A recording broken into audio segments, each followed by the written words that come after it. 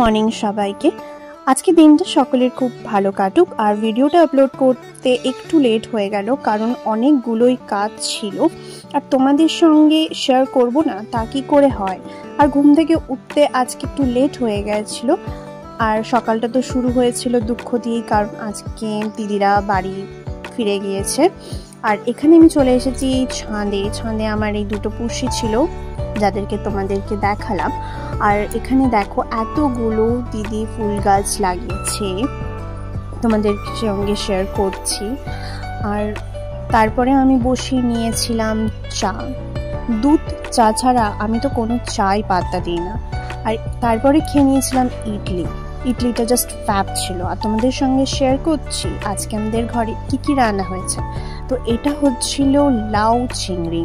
আজ মাছ কাকু এসেছিল, তো সেখানেই চিংড়ি মাছ নিয়ে এসেছিল। তো অনেকদিন আমাদের চিংড়ি মাছ খাওয়া হয়নি, তাই ঠাকুমা বলল যে আজকে না হয় একটু লাউ চিংড়ি বানানো যাক।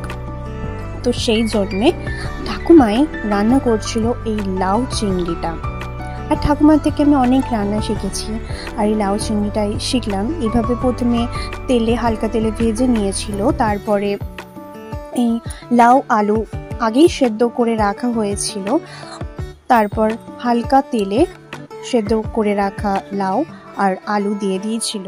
ওর মধ্যে প্রথমে নুন আর হলুদ অ্যাড করে নিয়েছিল, আর ধনে গুঁড়ো অ্যাড করে নিয়েছিল। তো আমি বললাম যে তুমি জিরে গুঁড়ো দেবে না? তো ঠাকুমা বললো যে না, গন্ধের জন্যে আমি জিরে গুঁড়োটা একদম শেষে দেব। তো এইভাবে ভালো করে মশলার সাথে নাড়াচাড়া করে মাখিয়ে তারপরে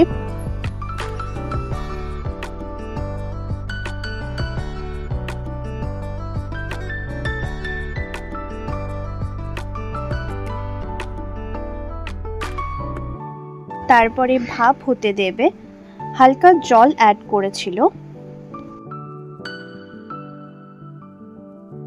আর তারপরে ঠাকুমা দিয়ে দিয়েছিল ভেজে রাখা চিংড়ি মাছগুলোকে।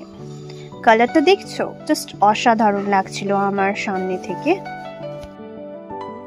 তোমাদের কাদের কাদের লাউ চিংড়ি খেতে ভালো লাগে অবশ্যই জানিও। এবং তোমরা যদি এইভাবে রান্নাটা না করে অন্যরকম ভাবে রান্না করতে জানো, সেটাও আমাকে জানিও। কিন্তু